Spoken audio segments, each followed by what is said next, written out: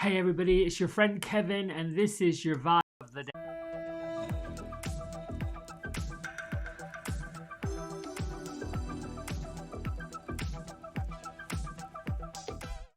Hey, I've got a great message for you. Let's get right to the card that I pulled, and it is Freya. Phases and cycles. Um,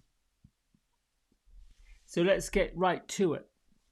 There is a beginning within every single ending, and illusions are revealed and released. In this card, which is the Keepers of the Light Oracle deck by Kyle Gray with images by Lily Moses, in this light we see Freya, who, when I look at this, I see her as the angel of the moon, and the moon representing cycles. If we look at how the earth and the sun are all rotating, that includes, I would say, part of the moon cycle. So the sun, the earth travels around the sun, the moon, all that stuff cycling. But with the moon energy, the cycles can be starting and beginning. So astrologers will often speak about the new moon energy, the full moon energy, the waning moon, the waxing moon. And in our modern culture, we're learning more and more and more about the names of these moons: blood moon, harvest moon, in the summer moon, a strawberry moon. All of these names they give each cycle of a moon phase. Then sometimes we have the solstice energy, which is the ending of one season and the beginning of another season that falls right on the full moon. So this card and this message is really talking about the cycles of energy within all of us, including the planetary systems, cultural systems. So what does that even mean? Well, before any cycle of our life or any chapter of our life or anything in our life ends, the beginning of the new one has already sprouted. So take, for instance, if you have a home in the autumn, you are aerating the ground, getting the ground ready to go into dormancy, but more importantly, to get ready for spring. Bulbs get planted, bedding plants get cut back, trees get pruned back, shrubs get pruned back, all in readiness for what is coming up. So in our life, you might be feeling that something or lots of things that you know to be true coming to an end. You may have had endings in relationships, in work, in career, in houses and homes, in places that you live. But before you've ended something, the beginning of something new has already illuminated, already emerged, already started to germinate. Freya's energy, or the message that comes, is she swoops in as like this feminine goddess. Her twin energy is Odin, who's like that master warrior. So she's the female warrior that comes in to protect people through these phases.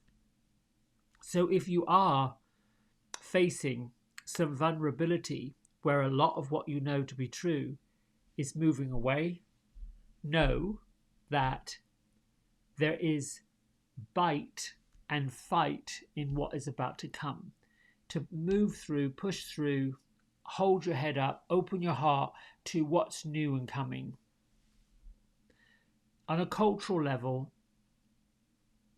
we still have what seems to be stark, raving news that is perpetuating the feeling among the vulnerable of the end is coming, we're all going to whatever. There is never an end, it all just continues. But there is a cycle that goes like this. And during the cycle of success, we're at the peak. We feel so great. We don't necessarily need all of these warrior energies and all of these protection energies and all, because we feel so great, we've got it. And then when we start to have that valley of the, oh my goodness, the uncertainty, the vulnerability, the places that most people don't really want to go to, it's a challenge to find that peak in the fact that something's ending and something's beginning. We have that piece of hope. Well, hope can take us to a degree that lets us believe in something better.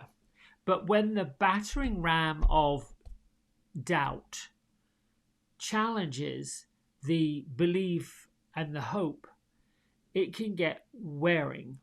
So Freya, Odin, all these energies, all these entities from the Ascended Masters, your ancestors, my ancestors, the ancestors that have already left, are saying, we got your back. We know that you've got, a pretty tough road forward.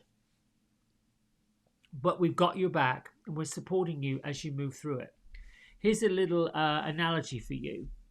Those of you that are runners, the beginning of a race and the last leg of a race are always the hardest. So remember that. As you get going, you have to warm up, whether you're cycling, running, walking, starting a new job. That's a challenge. And the ending, the last push, the last bit, the cleaning up, the turning down, the tying up loose ends, that's always a chore. Through these little tough parts, it's still necessary for you to find that upbeat, effervescent drive that moves it through by relieving, well, it's okay, things are going to get better. This is ending for a reason. Let's read and see what Melody Beatty has to say. Back in self-love. The commitment to love ourselves may be the decision we only need to make once, but we may need to take frequent actions to implement that choice. It's so easy to fall into the place of not loving and accepting ourselves, but it can become just as easy to decide to return to the place. We may need to do it daily, weekly, or whenever we begin a new part of our journey, especially a part that frightens or challenges us. What would feel good? What would bring healing? What would energize you or comfort you? And what purpose is to be fulfilled by depriving yourself of any of it?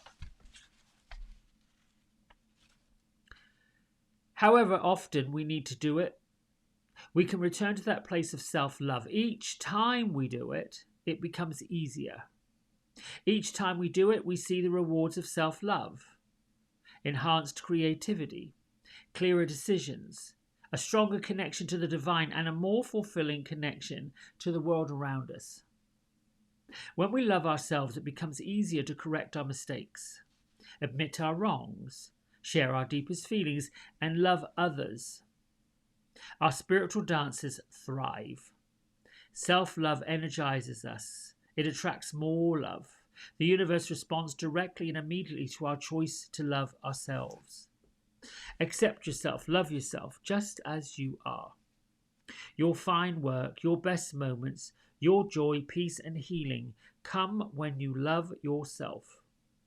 You give a great gift to the world when you do that. You give others permission to do the same, to love themselves.